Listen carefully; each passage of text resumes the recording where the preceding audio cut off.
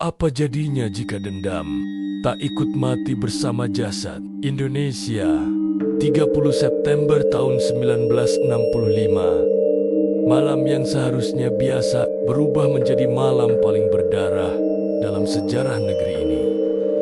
Tapi sejarah yang kau tahu hanya setengah cerita apa yang terjadi setelah mereka dibunuh. Tak hanya mengubah politik, tapi membuka pintu bagi sesuatu yang lebih gelap. Karena malam itu bukan hanya jasad yang dikubur, tapi juga jiwa yang tak pernah tenang. Kalau kamu pikir tragedi G30S hanya soal sejarah, kamu salah besar. Lubang buaya, tempat mereka dikubur hidup-hidup secara simbolis dan nyata, dulu hanya ladang tebu, kini tanah kutukan. Beberapa penjaga malam bersumpah melihat sosok berseragam berjalan tanpa kepala. Setiap malam 30 September selalu ada bunga segar yang muncul di bibir lubang. Tak ada yang tahu siapa yang menaruhnya. Dan suara jeritan kadang terdengar saat azan subuh, seperti minta dibebaskan.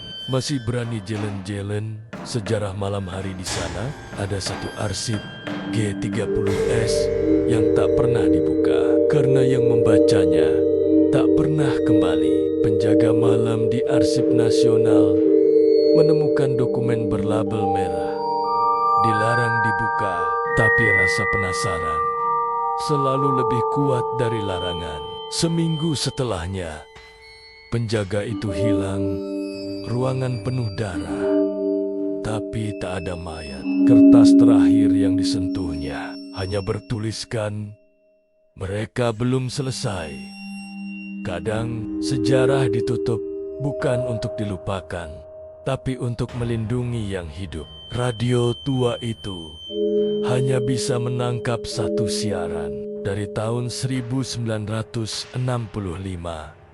Setiap malam pukul 1, radio tua itu menyala. Tanpa listrik, selalu memutar siaran pidato. Lalu suara jeritan, pemilik rumah sudah 3 kali pindah. Tapi radio itu selalu kembali ke rumah itu.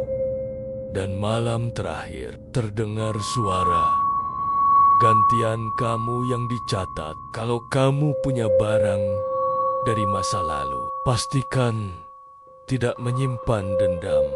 Markas itu sepi, tapi setiap malam terdengar suara apel pagi. Bekas markas militer di Jakarta Pusat sekarang kosong, tapi penjaga malam tak pernah betah seminggu. Ada yang mengaku melihat 7 sosok berseragam berdiri di lapangan, lalu hilang begitu saja.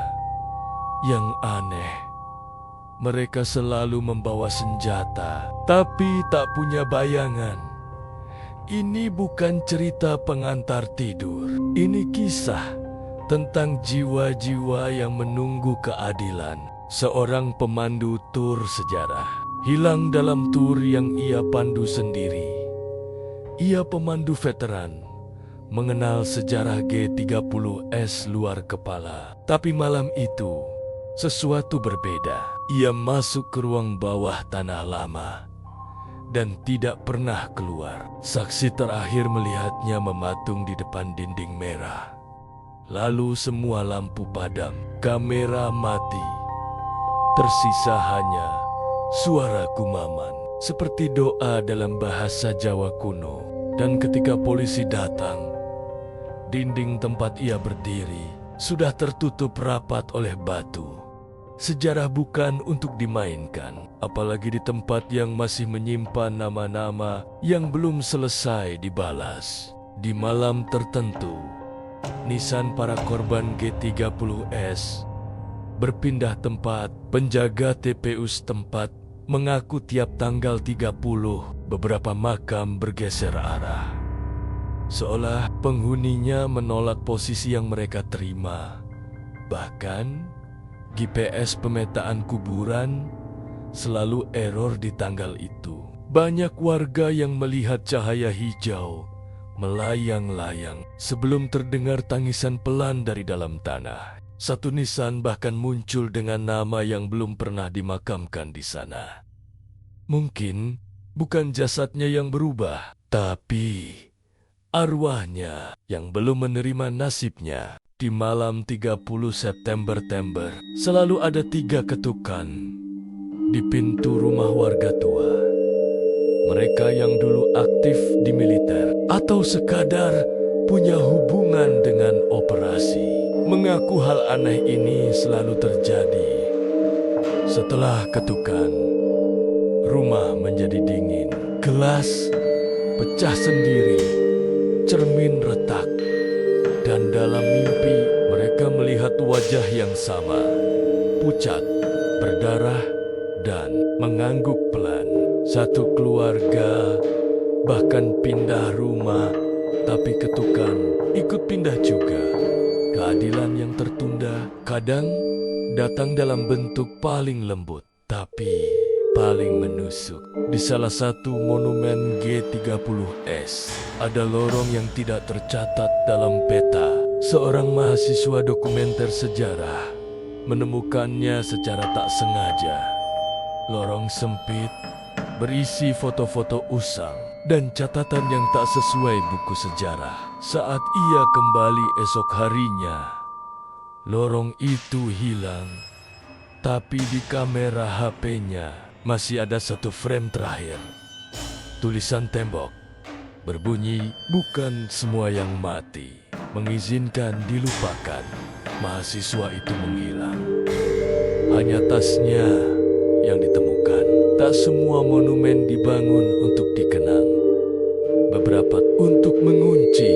Setiap pukul 4 pagi, arwah tertentu selalu muncul di jendela belakang, dikenal sebagai jam darah.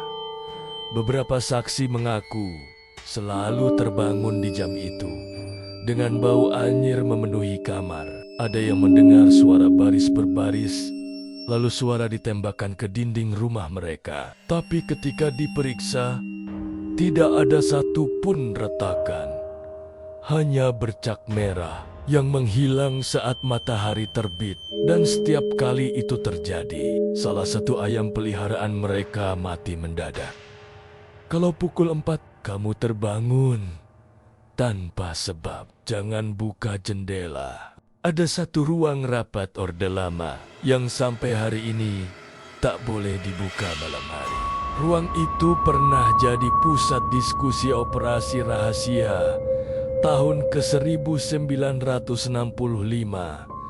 Tapi kini petugas malam melaporkan lampu sering menyala sendiri jam 2 pagi. CCTV menangkap siluet 5 orang duduk. Satu berdiri di tengah.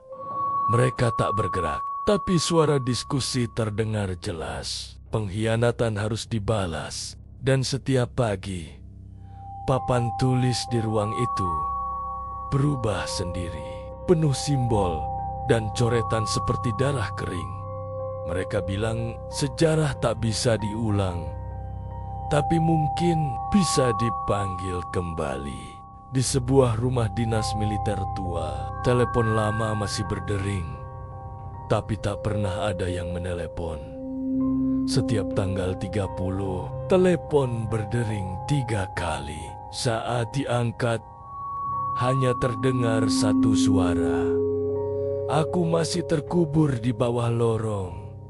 Gelap. Teknisi mencoba mencabut kabel, tapi dering tetap terdengar. Bahkan saat listrik diputus. Dan anehnya, nomor yang muncul berasal dari tahun ke-1965. Satu keluarga pindah setelah mendengar suara mereka sendiri menjawab dari ujung telepon. Suara dari masa lalu, tak bisa dibungkam kabel. Ada album tua berisi foto korban G30S yang fotonya selalu berubah setiap malam. Ditemukan di loteng rumah eks-tentara. Awalnya foto dokumentasi resmi, tapi malam hari Wajah-wajah dalam foto memar, berdarah, menangis. Setiap pagi, posisi mereka berubah.